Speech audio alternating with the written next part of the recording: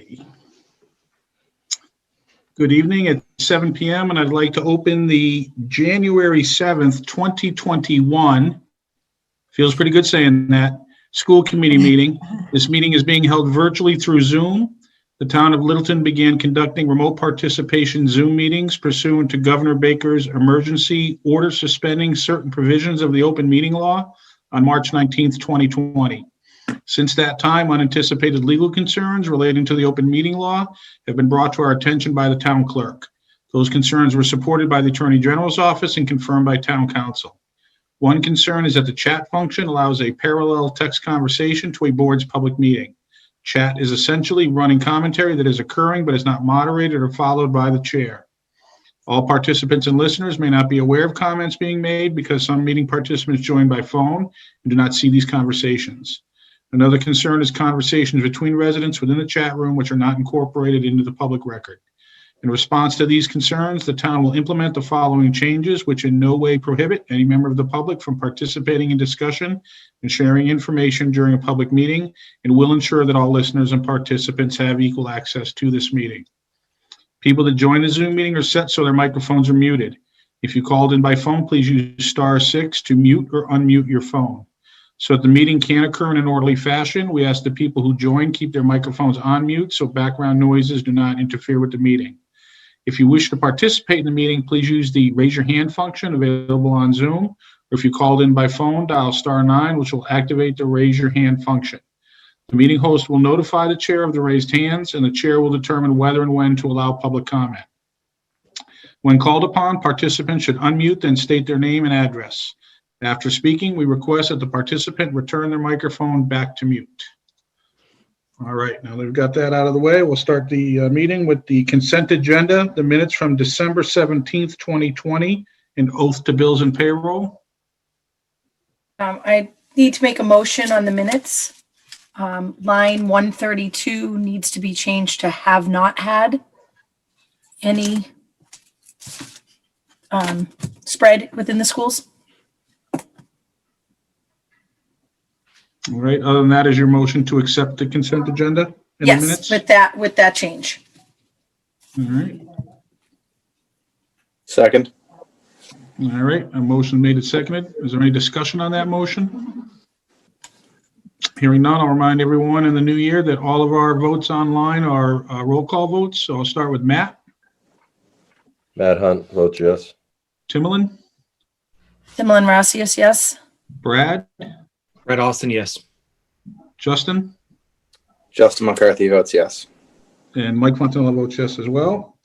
There are two sections at least on our agenda for input from interested citizens, one now and one closer to the end of the meeting. I will say ahead of time that we will definitely allow for public input during our discussion about how we're going to, if we're going to come out of remote mode and go back to hybrid mode. So if you have input regarding that, I would politely, respectfully ask you for wait till that portion of the meeting to incorporate that into the public discussion section. But if there's any interested citizens that have anything to speak about before the school committee, you can use the raise your hand function. And Dorothy, our meeting moderator, will get you in front of us. I don't see any hands, Mike. Okay. At this point, we'll go into recognition. Dr. Clenchey, do we have any items for recognition? Yes. First of all, I'd like to wish everybody a happy new year and welcome to 2021. I'd like to take this opportunity to thank our parents, staff, and students for doing everything they can to control the infection rate of COVID-19 in our community. I realize it's hard, but it's necessary and essential for us to continue to be able to operate a hybrid model in our schools and as importantly, keep our community safe. All right. Thank you. Going on through the agenda, we now have an update on the financials from Steve Mark. Sorry, got to unmute. So pull up that slide, please.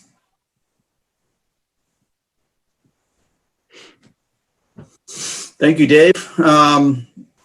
So this is the financial report year-to-date through the end of December 2020. There's no real surprises here or concerns. I would like to just take a second and just talk about two categories. The top two categories, which is regular education and special education, those are obviously the biggest portions of the budget. And specifically, I just want to remind everybody, if you're looking at this report and you look at the percent used, that last column, those numbers seem low compared to where we are in the school year. And I just want to remind everybody of two important items that affect those lines. The regular education obviously has teacher salary in it as well. And many teachers choose to take salary over a 26 pay cycle, so that extends over the summer. And so we actually withhold part of a teacher's salary to pay that over the summer. And that's why that category seems artificially low compared to where we are in the fiscal year. We're halfway through the fiscal year, and you can see that percent use is only at 31%.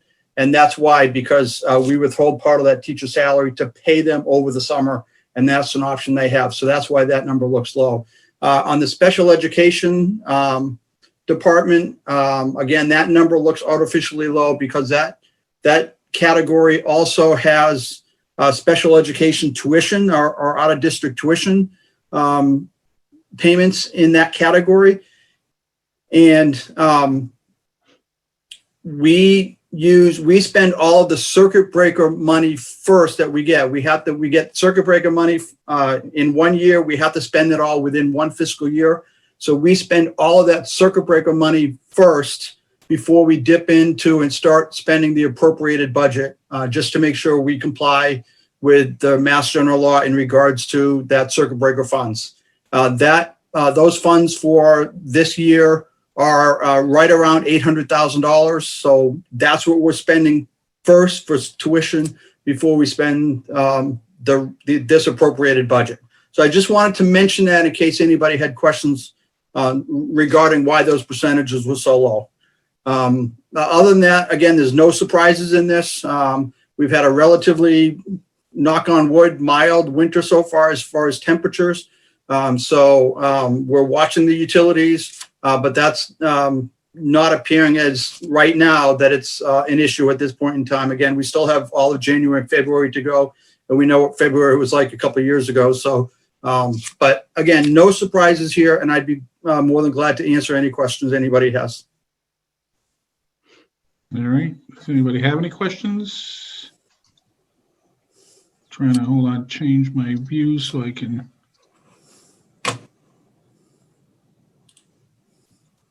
see everybody. All right. Are we good? All right. I think we're good on that. Thank you, Steve. All right. There is Next. one hand raised. Oh, sorry. She beat me to it. We do have a hand raised, Chairman Yeah, Fontenot? go ahead. Can you guys hear me? This is Jen Gold. Yes. Yep. Hi, guys. I just want to make sure that, I mean, I know that there are, Mike, you mentioned that we should wait to talk about the school going back, school kids going back hybrid versus remote.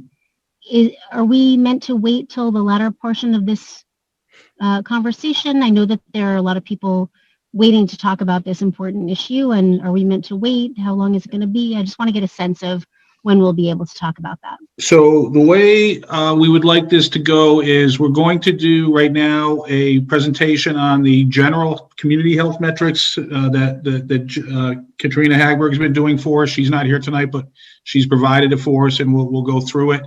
Then we'll have a brief discussion about the COVID rates among the school population over the break. And then we will have a discussion and debate among the school committee to see what our thoughts are on, whether we stay remote or go hybrid. And then before we take a vote on that, we would open the floor to input from interested citizens. So ideally, that's the way we would like to do it. I think that'll work for everybody. Okay, I guess it'll work. I just know that there are a lot of people, I think, who want to contribute opinions on that, but I guess if people are willing to wait, then we'll wait. Right. The reason we like to do it that way is it allows us to present all the information we have and to have our own discussion that may answer questions people have, or may raise questions that they didn't know they wanted to ask. So that typically has worked for us in the past. That's why we do it. At the end of the night, everyone will be given an opportunity. We will hear out anybody who wants to get in front of us before we take a vote on that. Okay, thanks. All right, thank you. Okay.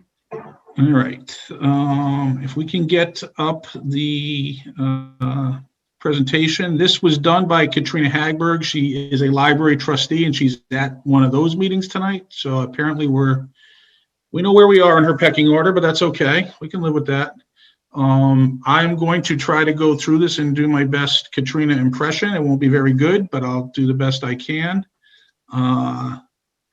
So let me see what we got up. Okay, we can go to the next slide. And the first thing we're going to take a look at is the statewide data. We can go to the next slide after that.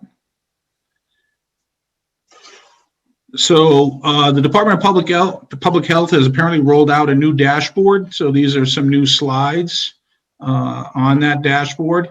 This is statewide data. You can see that there were 7,136 confirmed cases today. And the other slides, these 4 slides show the trends for 4 major metrics from November to the current day. Test positivity, hospitalization, and deaths continue to trend up. And then the next 2 slides zoom in on testing and cases. We can go ahead to those. All right. So this graph shows the number of tests by date, and due to the 2 holidays in the same 1-week period, there was a decrease in the number of tests conducted statewide, and it's expected that Littleton will follow the state's trend as we have mirrored the state each week up to this point. And it looks like the testing may be starting to pick up earlier this week, but the reporting is lagging, so this data is incomplete. The next slide. According to Katrina, it's important to keep in mind that we are starting at a higher level of community spread than we were post-Thanksgiving, because the rates never really dropped after Thanksgiving, after that surge. And in general, there is more COVID circulating with increased risks of transmission. And note that the graphs are restricted to November 1st and to the current data help focus on the Thanksgiving New Year period that we were all anticipating was going to be a little difficult to get through. If we go to the next slide, this is the number of cases by age group based on reported as of January 7th on the Department of Health dashboard. People 0 to 19 years had the highest number of cases reported over the last 2 weeks. And the DPH has started reporting test positivity by age group, and the 0 to 19 age group has the second highest test positivity at 17.56. The next slide is, or you can skip right past it, we're going into the Littleton data. Unfortunately, the DPH has changed the way they're reporting local data. So the model that Katrina had that she could pump the data into and would spit out the slides that we've been able to look at week over week won't work right now. So she's got to go back and re-engineer those a little bit. So we don't have all the slides we typically look at, when we look at Littleton and the surrounding areas. But we do have the Littleton data. So you can see here that new COVID cases in Littleton from the start of the pandemic up to the current day, much more COVID circulating now than there was at any other point in time. You can see in this last week that we're not as high as we were coming out of the Thanksgiving break, but we're not low either. We're at our second highest rate since then. And contact tracing indicates that the spread is currently being driven by people between 0 and 59 years old, which are, families, adults, and adults with children who attend school. If we go to the next slide. Again, this is Littleton specific data based on the weekly DPH report. The January 2nd data is estimated because they didn't report on that during the holiday break.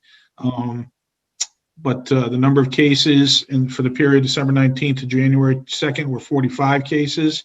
There were an increase compared to 2 weeks ago, which was 39 cases. So again, a little bit lower than we saw coming out of the Thanksgiving break, but still higher than it's been at any point other than that. So definitely not where we want to be. The next slide is CDC, Center for Disease Control, indicators and thresholds for the risk of introduction and transmission of COVID-19 in schools. And you can see here the blue circles are Littleton and the red circles are statewide data. So when we look at the number of new cases per 100,000 people within the last 14 days, Littleton is in the moderate risk category for transmission in schools, while the state is at a higher risk of transmission. When we look at the percentage of RT-PCR tests that are positive during the last 14 days, Littleton is in a lower risk of transmission for that metric, while the state is in moderate. But for age groups of 0 to 59, the test positivity is greater than 10%, which is at the highest risk if you look at that particular population. And again, this is the way the CDC looks at it. The next slide shows some secondary indicators. The first one shows that the percent change in new cases per 100,000 during the last 7 days compared with the previous 7 days. Littleton again being the blue circle with 15% increases in the last 7 days puts us in that higher risk category of greater than 10%. In the next category, the percentage of hospital inpatient beds in the community that are occupied at a statewide level, we're at 80 to 90%, which is a moderate level of risk. And below that is the percentage of intensive care unit beds in the community that are occupied, and at the state level, again, 80 to 90% in that moderate risk category. And then Katrina wanted us to think about mask fit. It's one thing to wear the mask, it's another to make sure that it's fitting correctly. And she says that one of the recommendations she's seen from multiple public health experts over the past few days is to check on the quality and fit of your mask. A well-fitting, good quality mask is important now more than ever with the higher level of COVID in the state. Multi-layer, 3 layers is best, well-fitted, air is not sneaking around the sides or the nose. You need to breathe through the mask, and it should be worn over your mouth and nose and go below your chin. So wearing the mask is important, but wearing it correctly is even more important. So again, we would like to thank Katrina for that effort. She had done this earlier in the day, and then she made a quick update for us to get the Littleton data in there literally about 25 minutes before this meeting. So we appreciate her doing that. Does anybody have any comments or feedback on that? I know I can't really answer any of your questions, but just any general impressions about what we saw?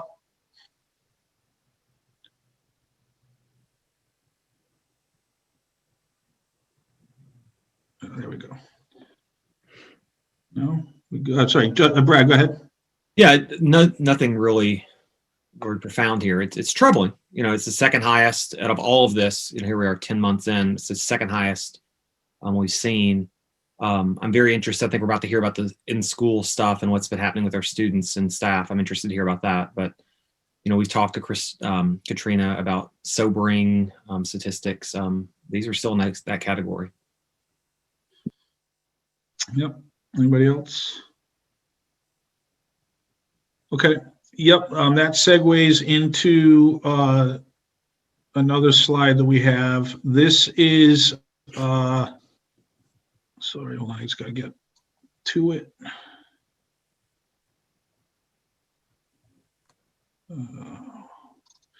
This is we can bring this up, the confirmed COVID cases over the holiday break. We broke it out by school. So this is for the population that would have been in school this week if we had been in hybrid. At Shaker Lane, we had 1 student and 1 staff member who over the holiday break tested positive. This is the holiday break is a period of December 23rd up to today. So that's what this data is, the time period that it's covering. Russell Street, we did not have any confirmed cases. At the middle school, we had 1 student, and at the high school, we had 1 staff person. So we had a total of 2 students and 2 staff, and a total of 4 cases among the population that would have typically been in the building during a hybrid model week. We were remote, so they weren't in the building, so less potential for close contact during the school day. That doesn't mean there wasn't close contact for them in other aspects of their lives. But in terms of, why we went out, it was the kind of thing we wanted to be able to take a look at to see what this type of rate is. And this is, again, I would ask, does anybody have any questions or input on this? I do, Mike. Yep, Timlin, go ahead.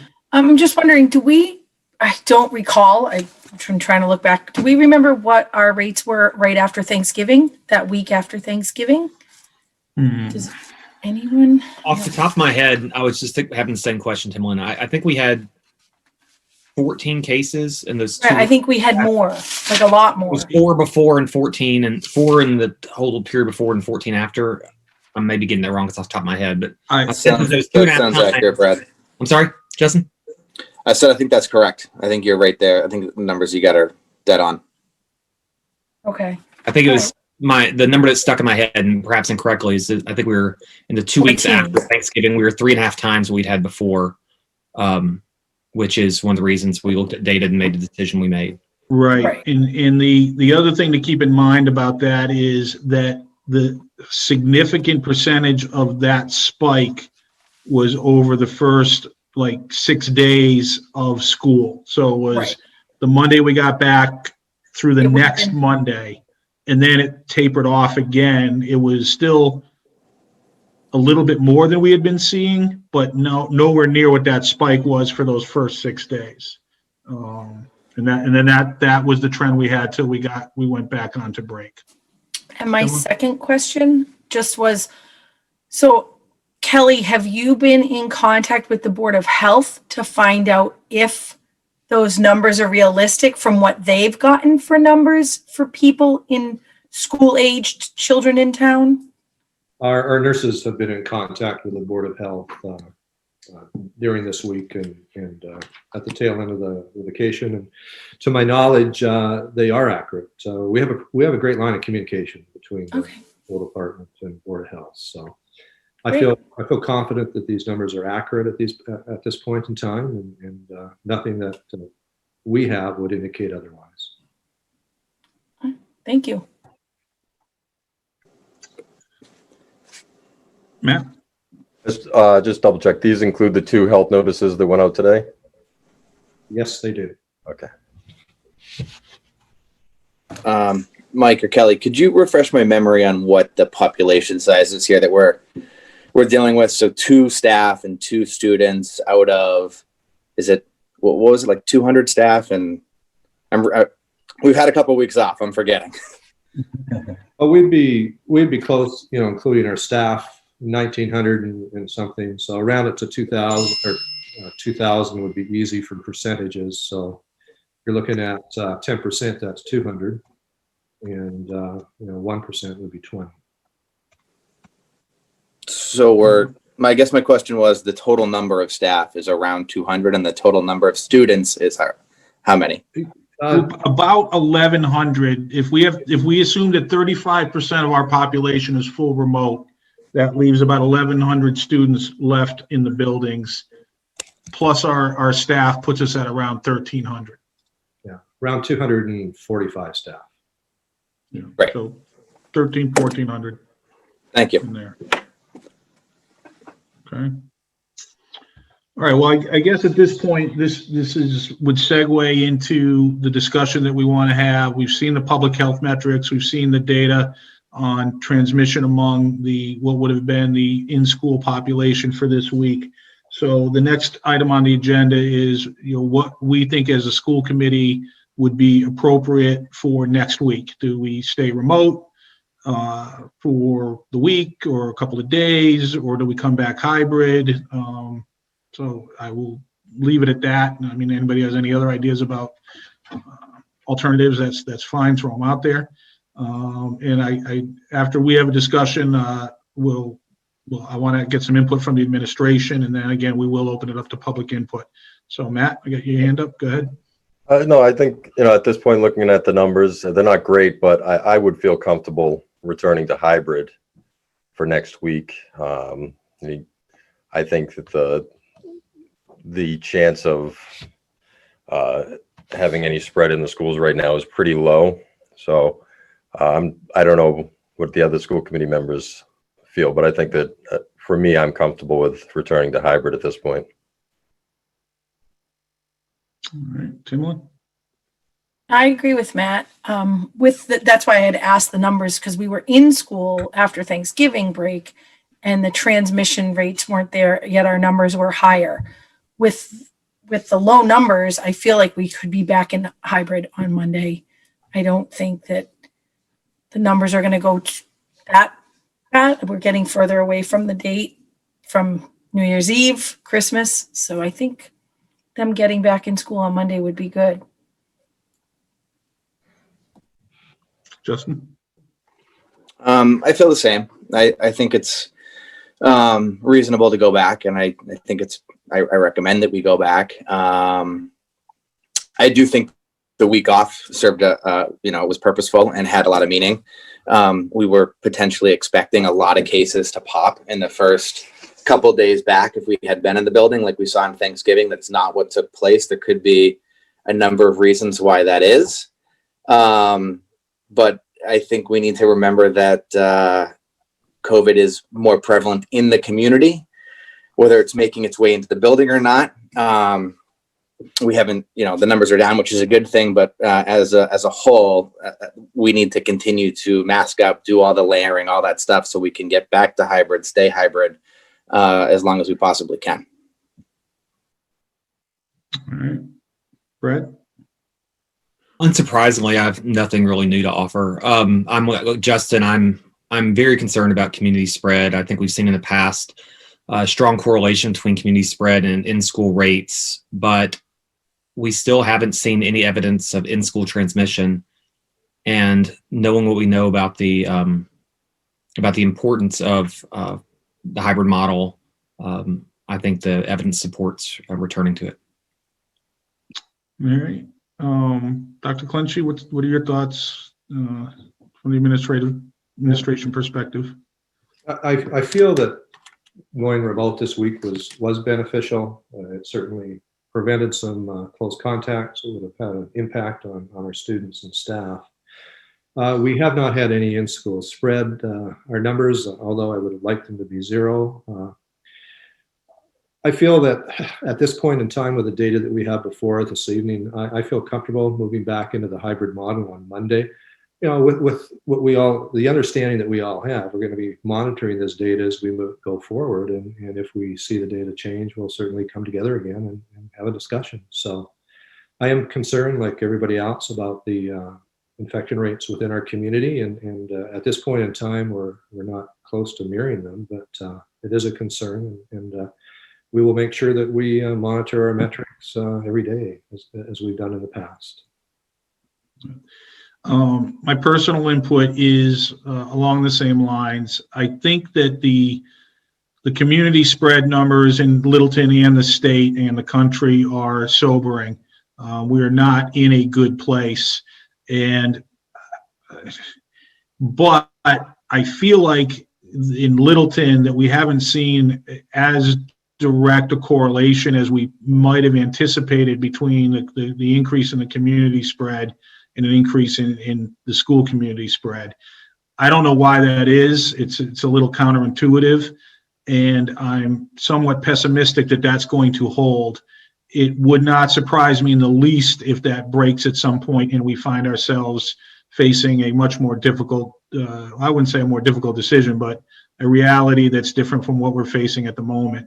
And I think it's important that the community realize that, and I think I sense a consensus here, and we'll go to public input before we entertain a motion, but regardless of exactly what we decide tonight, that everyone needs to realize this is going to be a fluid situation, and it is entirely possible that a couple days notice at best, we'll be back out into remote. And then the transition back to hybrid after that will again be all you're going to get is a day or two notice. It's going to be a week by week thing. And I know that can be frustrating from a communication perspective and a planning perspective, both for the staff and our families, but that's just the reality of what we're going to have to be dealing with and the way we're going to deal with it. I will also say that looking at the MASC, the Mass Association of School Committee listserv, I have not seen a trend for districts that feel like they need to be remote because of the community health metrics that the Commonwealth is facing. Everybody seems to be hanging in there with the decisions they've made and how they wanted to do hybrid. So I'll take that as a somewhat positive note in the sense that I don't think we're making a misguided decision given the circumstances. But I will reiterate that people should realize that this could change, and we've always need to be prepared for that probability and not be pointing fingers when it happens, and just pull together to do what we have to do in a given circumstance, and knowing that we're trying to get as much in-person instruction as we can, but we have to face the realities when they raise their heads. Anybody else have any input before Matt, go ahead. I just want, on that note, I wanted to say, as much as I'm in favor of returning to remote next week, I think that we need to be vigilant and cautious and make sure that at this right now, at least in my opinion, is not the time to be adding in-person time. What I heard before the break from every single one of the principals was that the teachers relied on that Wednesday to have all the kids in one place. And I was told by all the principals that it would break them if they lost that, because they're trying to hold everything together. And I can agree with that. I know how difficult it is to try and teach both remotely and in person at the same time. So to have that Wednesday, to have some normalcy for the teachers and for the students to be all in the same boat, I think is important. And, adding kids on the regular days, I think right now it's working for the health metrics, and I would not be in favor of adding any additional students on the regular Monday, Tuesday, Thursday, Friday at this time. Okay. Brett? Yeah, I would just add to what you were saying earlier, Mike. I think, it'd be nice to talk to Katrina some or other experts in the community about this, but we've been dealing with one variant of the virus. It seems there's another out there that's a lot more easily spread. And I don't know if it's in Massachusetts yet. I don't know if it's in our communities. I don't know what they're finding, but my friends, in Britain and other places, and it's tearing through communities that had been doing everything correctly. So as we look at our metrics, we also need to look at that as we make decisions moving forward. And to Matt's point, yeah, I still remember being struck by listening to our principals talking about just how close our system was to breaking down. No spare nurses, our principals are teaching classes. We got through it. It seems like we did the right thing. I'm pretty happy with all the decisions we made thus far, but we need to be careful to protect our people and our systems. All right. All right, at this point, I would like to open it up for public input. Okay. Start with Bill. Oh, one moment. Bill Buckley, please state your street and your question, please. See up there? There we go. You're muted, Bill? Yep, I'm here. I'm not Bill. I'm You're Matt. not Bill. Can you hear me okay? Yes, thank you. Long Lake Road. And I don't actually have a question while listening to this. What I'd like to suggest is not everyone is able and always able to get onto these meetings, and the information that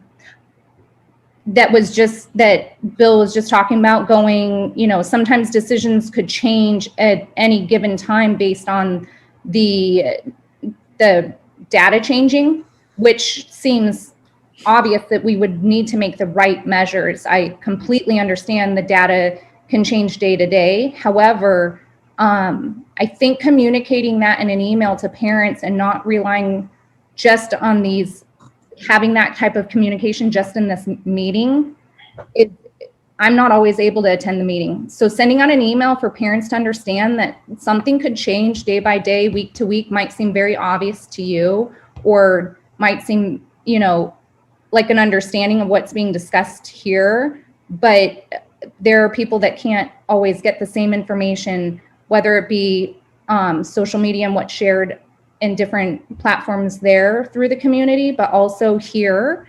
So I feel like I'm kind of repeating myself, but sending out that information to remind parents that this is a discussion with data that's being discussed weekly. And for childcare reasons, for employment reasons, things could change any given day. Appreciate that. Our plan is to, based on whatever decision we make tonight, is to send an email out to families and staff, letting them know what the plan is for next week. We can certainly, in that message, let people know that this is the decision for now and that we will continue to evaluate that.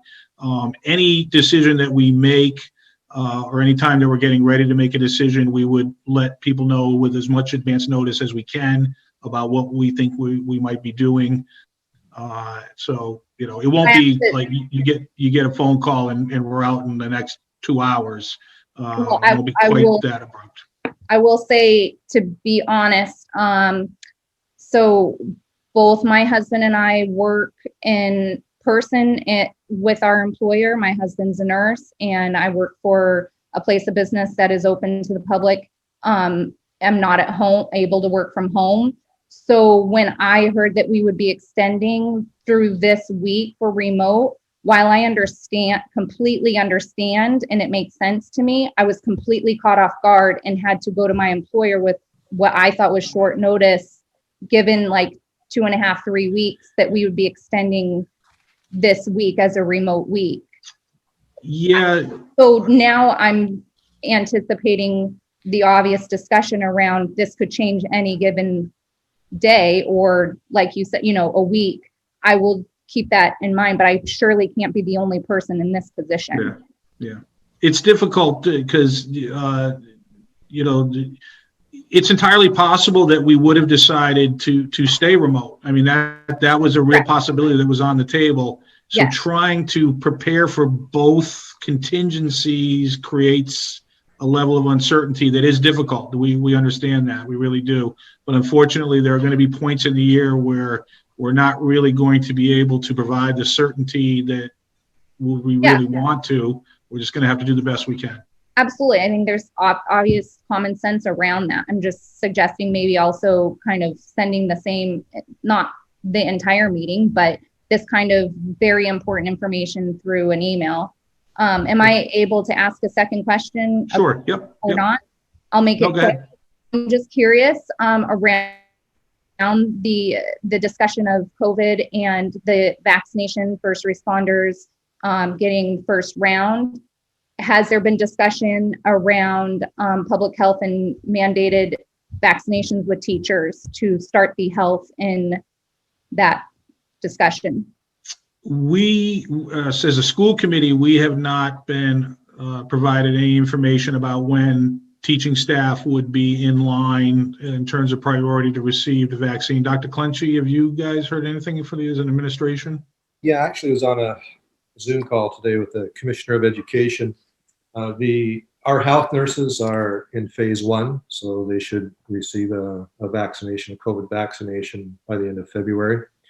There's rumors out there now and that perhaps teachers may be in phase 2, but I don't have anything solid. I guess what more of my question is, if our children are being required to vaccinate against with the flu vaccine, what is the discussion around teachers vaccinating with COVID? Will it be presented as mandatory or presented as voluntary, or that hasn't been discussed yet? Well, we'll be consulting with DPH on that. Yeah. They'll be providing guidance to us. Okay, thank you. All right, thank you. Wendy Isaac, please state your name and your question and your street, please. Oh, how did we slip? I'm sorry, I guess we have Jen Gold up here. Jen Gold? Hey, can you hear me? Yes. Hey, Jen Gold, 259 Harwood Ave, parent of 2 kids in Shaker Lane and Russell Street. Anything else? That's fine. Thank you. Okay, thanks, Dorothy. Hey guys, so thank you for sticking with the plan for next week for in-person hybrid. We really appreciate that. That was what was expected, and I think all of us are appreciative of that plan going forward.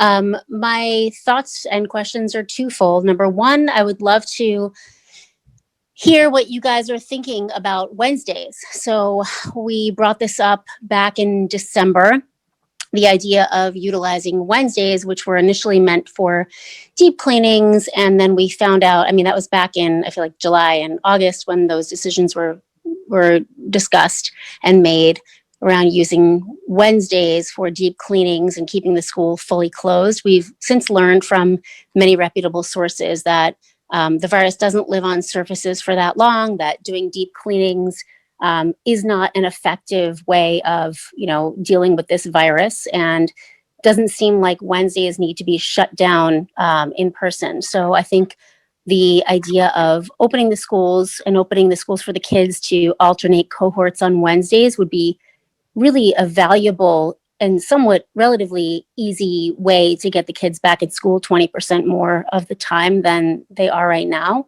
Would love to hear what your thoughts are around that. And then second part of the question is, on top of that, I think we all have been reading the studies. There was a McKinsey study that came out a couple of days ago that talked about the losses in learning, the lack of equivalency, especially across the most needy children and families, getting the kids back in school, and how the loss in learning and emotional sort of setbacks and things like that have been affecting our children. How can we get these kids back in school? Are you guys thinking about sooner than later planning ways to get the kids back in school in front of the teachers sooner than later? I'd love to start thinking outside the box. We're 2 months out from being a year into this thing.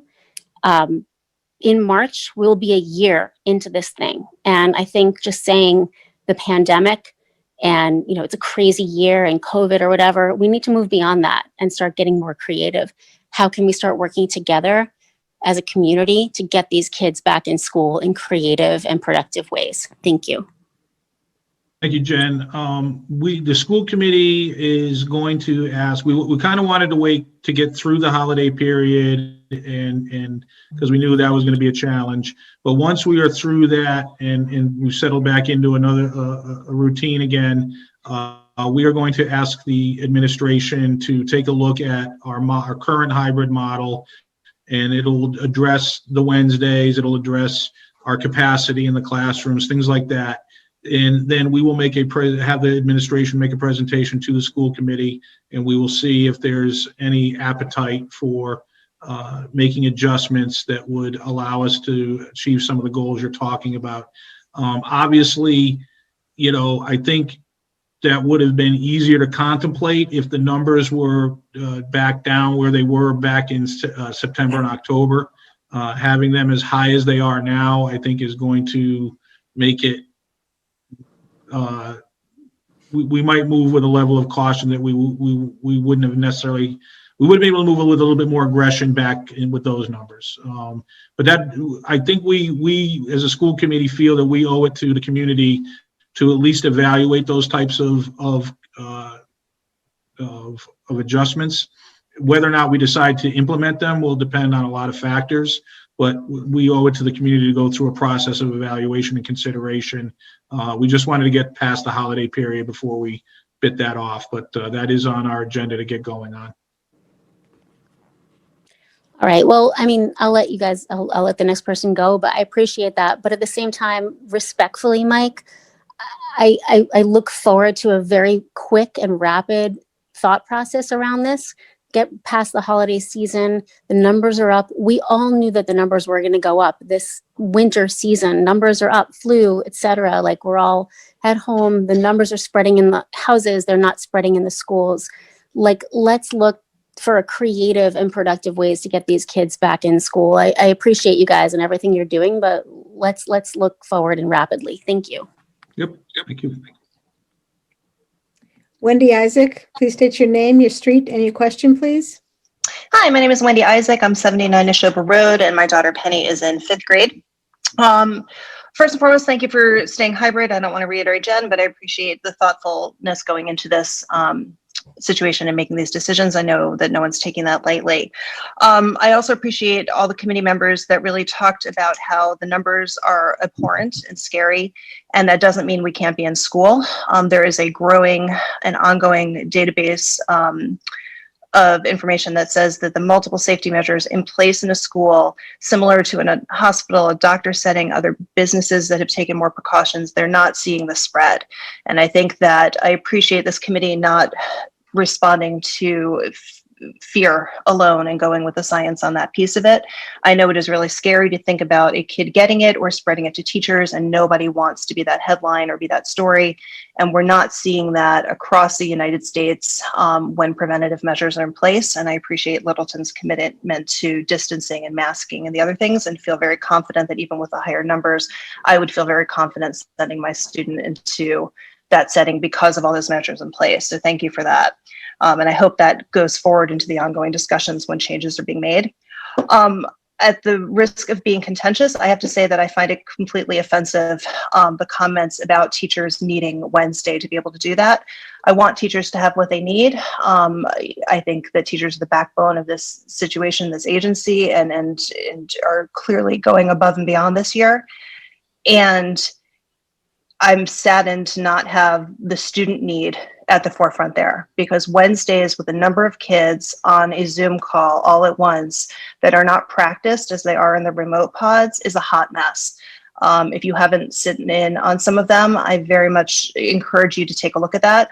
As a mom who has the privilege and ability to stay home on Wednesdays periodically, and with another working parent that is able to be there other days, we consistently see that students have no idea who's talking to who, difficulties getting into breakout rooms, confusion over how much they're supposed to be doing, where they're supposed to be, talking over each other. Those class days usually end earlier as a result compared to other days where they are hybrid and people are remote. And there are problems with that. So if we're going to give that to the teachers because they need it, I hope the same amount of energy is going into giving the kids what they need and deserve during that time too. Because at least in the hybrid experience, in my experience, on those Wednesdays, it is a dramatically different level of education, engagement, and stress level for the students, and that needs to be taken into account respectfully. I'm also concerned that if the decision is made to not consider or move forward in different methods, that the Wednesday model may not be hitting the new guidelines from DESE on how much direct time and instruction is supposed to be occurring during that time period, and just would want people to do a double check on that so that our kids are getting what's recommended. Finally, I'm eager to hear and appreciate you considering things future forward, and just ask people to kind of hold into their heads that it feels a little bit like we've been held hostage to the pandemic or teacher concerns, because in retrospect, when we look back, which I know is easy to do and not necessarily a fair benchmark, we could have been in school much more in the fall with those numbers. But there was such chronic, constant fear that if there was a case, it was going to spread, and what if? And so we approached very cautiously to not do that. Now we have additional knowledge, but we're saying because the numbers are higher, which has been predicted since August is happening, we can't take additional steps. And that feels really just discouraging to me. And so my question back, and I don't necessarily need an answer now because I don't know that there can be one, and I recognize it's a dynamic situation. And I have no problem with closing on a day's notice if there is active spread in school, or if it goes so significantly that you don't have the staffing. I respect you have to do whatever you want to do, whatever is needed to keep people safe. But I'm very concerned that I'm not hearing a consistent metric, and that having attended almost all of these since the summertime, I'm hearing kind of this consistent, we're going to have to see week by week, and the numbers are getting worse, but we never know when it's bad enough. And while I very much appreciate Katrina pulling this data together, it continues to go back for me to making sure that we have the right angle lens as we're looking at that. The spread is scary. The spread across the world is scary. And there are models in this country and across that have kids going back successfully. And frankly, we're one of them at this point. And so I just want to make sure that that is being taken into account. And I'm hoping that over time there might be some more clear benchmarks. And I recognize the state has been miserable about giving you any, and it's not fair that it falls on this committee, especially with what's at stake. But I do hope that for parents, there's some kind of a benchmark when we have X% spread in the school, X number of cases, something that's more measurable and not being driven by fear and concerns that are not necessarily going to ferret out. So if you have any comments or thoughts about what those metrics might be, I'd be very interested. And if not, I certainly just encourage you to think about it and would look forward to hearing more in the future. And thank you for the time. Yeah, in terms of that, the last part of that, I mean, the lack of guidance is really handcuffing us, right? We're on our own. And I feel personally that I think we've been pretty consistent as a school committee in staking out our ground, that our goal is to maximize the amount of in-person learning we think we can do safely. And we, even though the numbers have spiked up on a community level significantly, I mean, really concerning, we haven't changed course. We've held the line because of the lack of in-school transmission and the lack of in-school cases. So I think I wish I could be more definitive and say, well, we talked to a bunch of experts and they've done their measurements and they've validated for us that this is the number, these are the metrics we should use, and that we can draw that line and people can anticipate based on that that's going to happen. Unfortunately, we can't give that, but I will say that again, that, you know, I think we've set our tone and we've been very consistent in holding our line on that, and hopefully we'll be able to continue to do that. It'll really, I think, really come down to in-school transmission or in-school cases is what's really going to drive it for us. And I fully respect that. And again, I appreciate that you're keeping safety at the forefront. And I think that you have been extremely consistent. I also a huge kudos to you and this entire team for always taking all of the parent calls, no matter how many they are. That's really made us feel heard. And I really appreciate that piece of it. And I think if it's the in-person spread, that makes a lot of sense. And it worries me, though, because the couple of times that we've gotten the data, we're starting with the world is on fire and Littleton is on fire and we're seeing all these cases. And my response is kind of like, well, yes. But, you know, again, that might be a really good reason not to go to a bar unmasked, but that is not a great reason to not be in a school setting 6 feet away from your peers with masks on, with the ventilation. I appreciate that, Wendy. I think what we're trying to do with that is that if we can stop people from going to the bar because the numbers are really bad, that's going to trickle over to increasing the probability that we can stay with in-person learning. And if people keep going to bars and restaurants or going to social gatherings at people's houses, you're kidding yourselves if you don't think that that's eventually going to correlate to less or let me rephrase that that's not going to correlate to more in-school cases and in-school transmission. That's why we're leading out with that, because they are tied together. It's inevitable. 100%. So that's why and I fully respect that. And you know, I'm not in the bars, so I'm going to keep my kid in school, but it is also a confusing message. And I don't know if this is something that Katrina can address, but it's a confusing message to know that kids are in school now practicing basketball. You know, yes, they have masks on, but with a heavier breathing and within, you know, the context, and that's okay to keep doing, even though my kid's out of school this week. So I get that that's not necessarily under your purview, but I think when we're looking at these recommendations, having something that makes some logical sense in the midst of this world right now that is really not logical, it's helpful. And so I appreciate, and, you know, certainly won't hold you to it. I know it's an evolving situation, but I appreciate hearing that in-school transmission is kind of the key metric right now, and appreciate that. Thank you. Thank you. Thank you, Wendy. Mike, can I respond to that for a second? Yeah, go ahead, Brett. I really appreciate Wendy's thoughtfulness in raising those issues. I would just say that as we look back, and I can sense the frustration and share some of it about what we could have been doing in September and October. If I recall correctly, we did have benchmarks established by the state back then, which said that if you're in red 3 weeks in a row, then you should probably go to full remote. Right when we were about to hit that mark, they shifted the standard, so almost doubled what it took to get into red. We've been in red 7 weeks in a row. So the idea of, I mean, looking back with hindsight is, I'm a historian. I love doing that. it's been a fluid situation. We have more information now than we did before.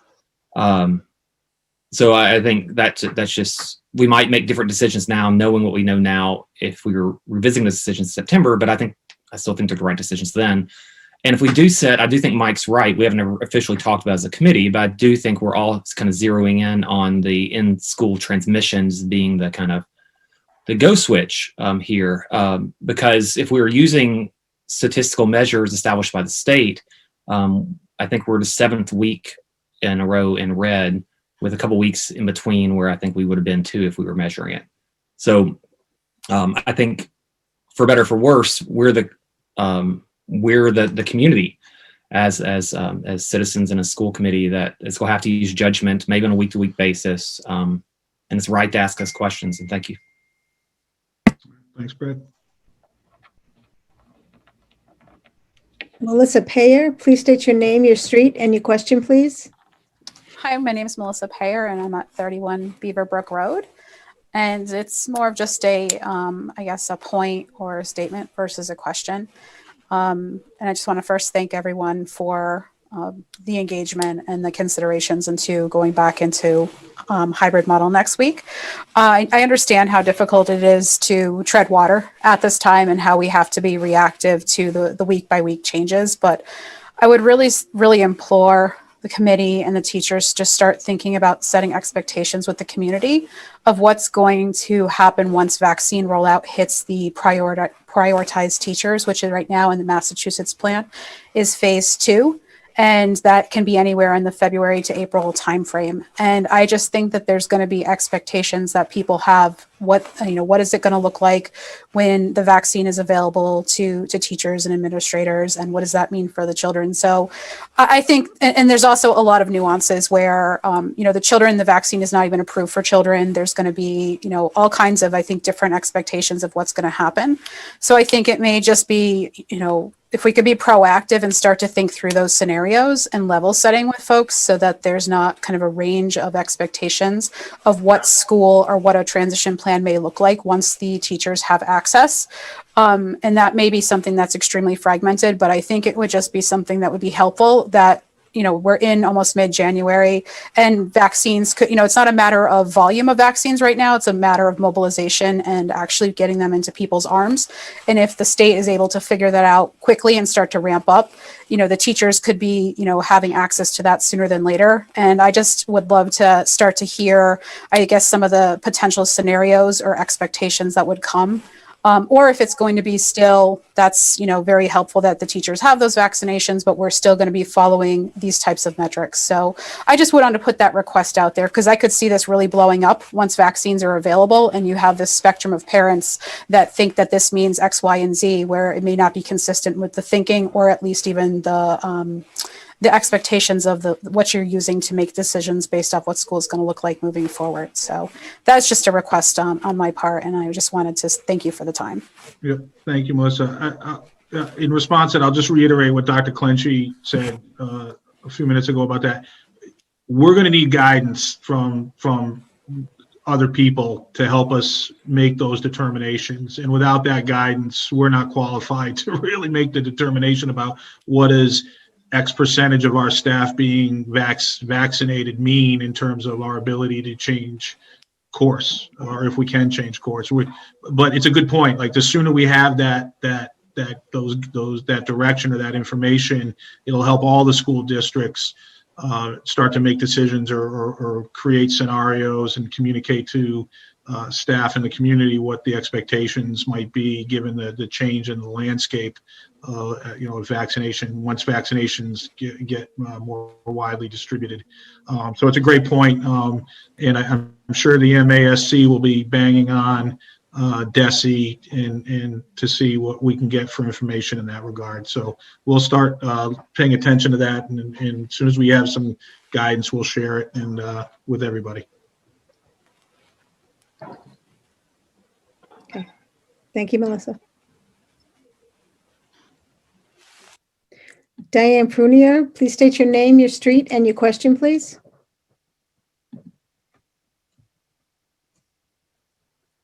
Where did she go? Well, she's off. Okay, Sherry Cook, Helvis, please state your name, your street, and your question, please.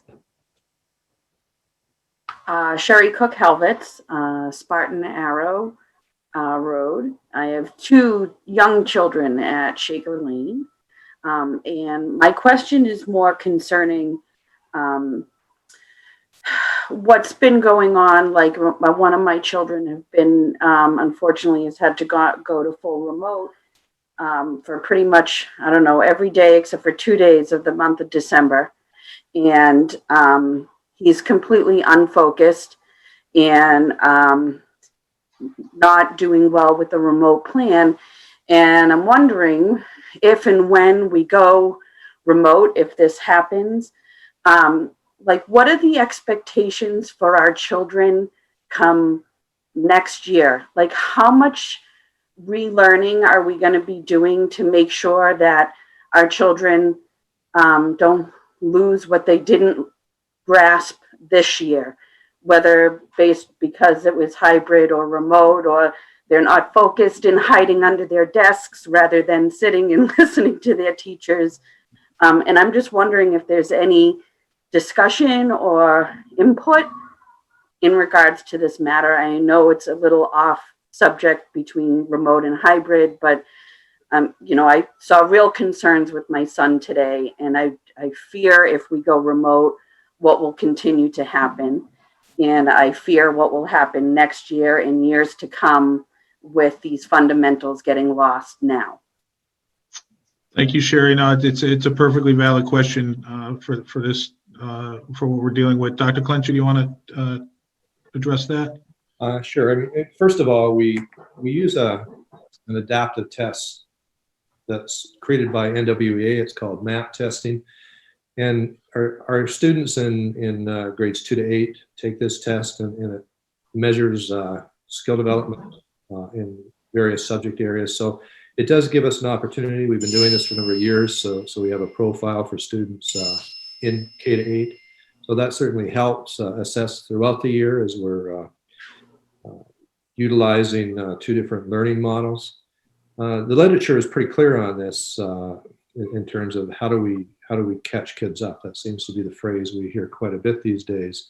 And it's not about it's not about catching them up as much as designing the curriculum that Right. This is an approach that will catch them up. I mean, our teachers are skilled. They're certainly capable of doing that. So it's not the case of teaching twice the information. Right. It's a case of developing strategies that interlink concepts into previous knowledge. So I've been in classrooms virtually and in person. I'm not stating that we would love everybody to be back in school, because that's what we all want, but we're doing a good job from what I can see. And sometimes we run into snags where people are struggling, and we're here to help. So I would recommend that you contact your school principal, or that's where you would start, or perhaps a classroom teacher. I'm not familiar with your children, and we're here to help. We're in this together. And, I'm just more concerned with where, because half of students are learning remote, half of students are learning hybrid. They're not all in the same environments as every year in history with the models that we have to go off of. And if they're looking at changes because of that, because I don't feel that you're learning the same remotely versus in person. Yeah. You're bringing up a good point, Sherry. And I think the other thing to keep in mind is even the hybrid students are not going to be as well along the line as they otherwise would have been. I mean, that's one of the points that I've tried to make as we've been going through this. We are in a mitigation mode right now, right? None of this is good. We're just making things as trying to reduce the negative impact as much as we can, but we will not avoid a negative impact. Can't do it. Right. And it's a great question, and it's a question that's not a Littleton centric question. This is something that the state and the nation is going to have to face. Is what are we going to do for this generation? Yeah, are our children going to be held to the same standards and the same testing at this point as years past? Because teaching isn't the same right now, and we Right. don't know when teaching is going to resume what it looked like 2 years ago. Right. It's a macro question that we're all going to have to address, both, locally and as a state and as a nation. We don't have any real answers right now, but it is something that we recognize we will have to deal with. There's no question about it. To reiterate Dr. Clenchey's point, Yes. we do feel that in Littleton, we have some tools that other districts may not have, that we may be able to move our kids back up the line a little more quickly and efficiently than maybe other districts do. But there's no question that there is going to have to be a concerted effort to, as Dr. Clenchey said, come up with strategies that we wouldn't otherwise have to implement or consider, given what we've gone through over the past up to almost a year now. Thank you. Yeah, thank you. No, it's a great point. Mike, can I just chime in on one thing on that? Yep, sure. I Sure, just go ahead, want to Michelle. add that- Mrs. Kane. Hi, Sherry. I just want to add, when we did our planning this summer, we were very thoughtful with our pre-K, K, and transitional students because we know they are the most primary children in our building. So that's the reason they are full in person other than the Wednesday. So we did really think about, the forethought of what's going to happen. What are the ramifications of this hybrid learning model? And so I just want you to know that that was the reason we really pushed for our kindergarten kids being in. Oh, well, I thank you for all of that, because I definitely feel that there's a true difference with my children, at least, in person versus at home. And I also don't get to be home a lot when they're doing the remote. So when I am home, it kind of shocks me, the difference in how I see, my kindergartner. And I'm absolutely amazed that my preschooler is even taking to this week at all after what I saw in the spring. But yeah, I have true concerns when he's spending out of a 3-hour session and he's spending an hour and a half of it under his desk. Right? Brad, you got your hand up? Yeah, I did. And I'm glad Michelle raised this summer, because I would just say that in response to Sherry's question is that I was on the different model design task force. And I was just incredibly impressed by the leadership that our principals and our teachers and our parents and Beth and Kelly showed, and kind of being really creative in thinking through this and just addressing that we're going to have to figure this out. So Sherry, I think we all know that this is something, golly, I sure hope we're fully in person 5 days a week in the fall. Oh my goodness. But if that is the case, and I hope it is, if not before, then we're going to spend the summer, we're going to ask our administrators to spend the summer thinking about how we as a district ramp this up and do the work that Kelly was talking about. And I'm sure all the transition planning for the teachers will be addressing this. Whether this is going to be on the front of everybody's agenda moving forward, I think. But I'm really glad you raised it. Thank you. Thank you, Sherry. Thank you, Sherry. Tracy Techi. Oh, no, Diane Prunier. My apologies. Please state your name, your street, and your question. Hi, this is Diane Prunier, 26 Boxborough Road.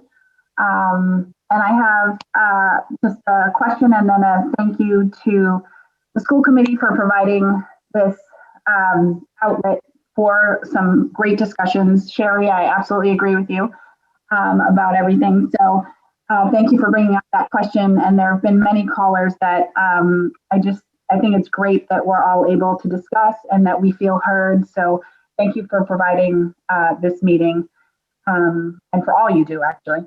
So my question was, so Dr. Clenchey sent out a very helpful resource I think it was yesterday because of the events in the news. That was so helpful for me, and I'm sure others, to try to talk to their kids about what went on, So my question now is, are there any documents or resources or books or videos or anything that we can help show our young ones? I have a kindergartner on, I guess, it's just this whole week to week thing is very, very scary because like even now my son is just like so excited to go back to school on Monday and get on the bus and just like super excited to see his friends. We were in a class that was not able to be in school for a lot of December. So it just is going to feel so good for him. And he's so, so, so excited to see everybody and to see his teacher and everything. So for me to go on a week to week basis when it's just so scary because he's going to be very devastated. And if there's just any resources, books, I know a survey went out. I think Michelle Kane, you sent out a survey. I did fill it out and I put this in there that I need backup, like books, something. And I know it sounds silly, but it's like, he's a visual learner. So it's like our cat passed away in August. And so when that happened, I was like, give me books, people, like, let me. So it helps to have resources. And that's why Dr. Clenchy, thank you so much for sending out even just that document yesterday, to sort of put it in my head of like how I could maybe even if I wanted to or not talk about it with him. But just in general, I think stuff like that, the more resources that you all can send out like that, book titles, videos, YouTube, what stuff that we can actually, show our children to help maybe just like, we know this is so hard. It's hard to learn online and you might not be able to focus, but it is important. And it's just like, they don't want to hear it from me, that's why it's tough. Cause it's like, my kid also is getting kind of frustrated and doesn't want to learn from me, wants to learn from his teacher. And so it's just hard. It's hard. So if there's any other outside resources that could help prepare him, like, okay, at any moment, you guys might have to go, remote. And, I can say, I'm going to warn him, and I do warn him. It's not that I don't, it's just that outside, I'm sorry, I'm rambling, but outside resources help. So, yeah, just to, I don't know why, but anyway, yeah, that's my question. Thank you, Michelle. You want to, yeah, go ahead. Yep, thanks, Mike. So I believe it was late November, might have been early December. We had put out a survey to parents on what they needed support with, and our school advisory council, along with our school counselor and other staff members, have been putting together a list of resources. I believe we have 5 or 6 topics. So Diane, we're hoping to publish that. We have another school advisory council meeting on Tuesday. We're hoping to get that list of resources out to families by the end of the month, if not sooner. Okay, thank you so much. I really appreciate it. It does help, and I do read every single email, and it does help to sort of prep him that it's not just me telling him we might have to go remote. It's like a video or a book or Mrs. Kane or somebody else besides me. So that would greatly help. Don, you can also just have Mike call him if you want that to happen. Yeah, exactly. Make Mike the boogeyman. I'll do it. That would be wonderful. Thank you. Thanks, all. All right. Thanks, Thank you, Brad. Oh. Tracy Tetchy, please state your name, your street, and your question, please. Hi, my name's Tracy Tetch. I my address is 9 Williams Court in Woburn currently. I'm a teacher at Russell Street. I teach 4th grade. I just wanted to hop on and say thank you to Matt. I believe it was Matt. I apologize if it wasn't. Thank you to whoever it was. But for reiterating what had been said about full remote Wednesdays. I hate hearing that Wednesdays haven't gone well for some people. And in my personal experience, it's been the one-day week that I feel like I'm able to give all of my students an equal amount of my attention. My attention isn't being split between the screen and the kiddos in front of me. Don't get me wrong. I totally wish that we could be in person 5 days a week. And I could have all of them in front of me all the time, but I realize that's not possible. And ultimately, and I think I can speak for others in saying that I want what's best for my students. But I can't give them what's best for them if just I myself am struggling. And I know this is a tough year for everybody and there's struggles all around, but I think that just that Wednesday being something, it is important. I can at least say for myself. So I just wanted to say thank you for reiterating that had been said before. Thank you, Matt. Thank you, Tracy.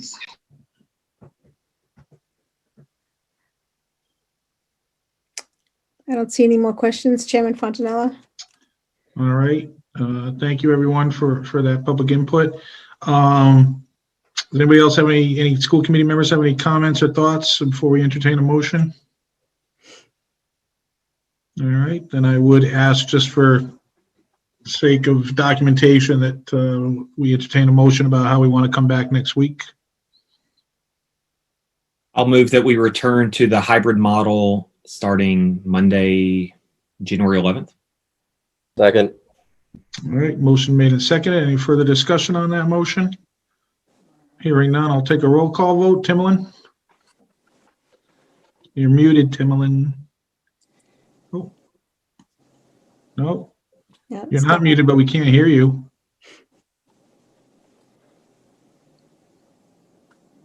Hold on, we'll circle back to you. Try to fix it.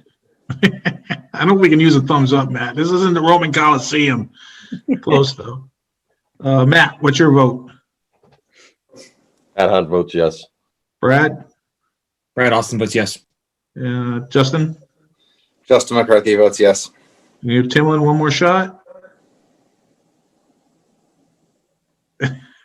Double thumbs up. We'll go with the thumbs up and the lip reading. She said yes. We'll check with the state attorney general's office to make sure we're not breaking any laws. And Mike Fontanella votes yes as well. We clearly have a majority on that. All right. Thank you, everyone.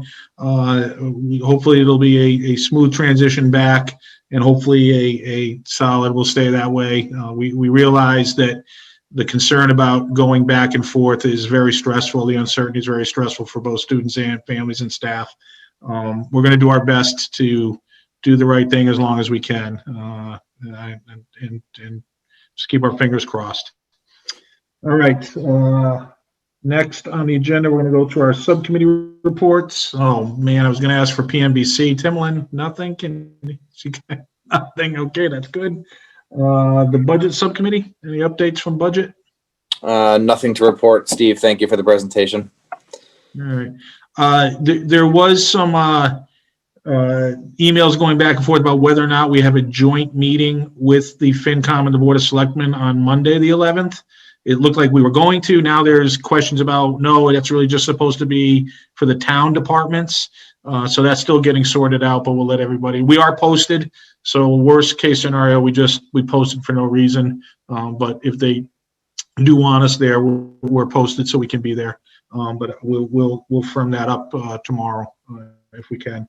And then policy subcommittee, is there anything that we need to go over tonight? We're working to get a meeting on the schedule, and we will post within the next week, I'm guessing. But while I have the mic, Yep. Cpac, just want to give my Cpac updates, if that's okay? Yep, go ahead. We have a Cpac meeting scheduled, I think, for January 20th, if I recall correctly, at 7 o'clock that night. And Lynn Snows will join us to talk with the parents. It's a great chance for anybody for parents to get involved. All right, great. Thank you, Brad. Appreciate the work you guys are doing on that.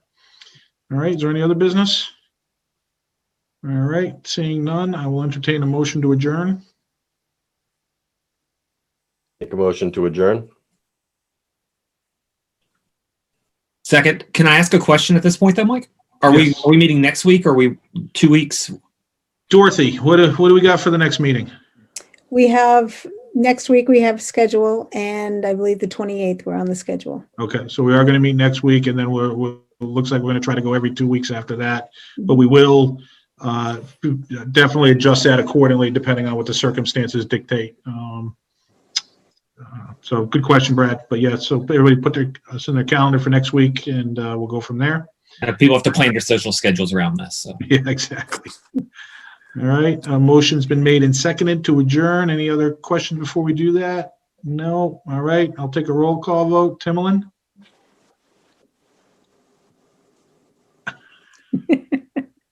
She says yes. All right, Justin, Justin McCarthy, yes. Matt, Matt Hunt, yes. Brad, Brad Austin, yes. and Mike Fontella votes yes as well. Thank you, everyone. Thank you, LCTV, Dave, and thank you, Dorothy and Bettina. Appreciate the support, and we'll see you guys next week. Thank you. Good night.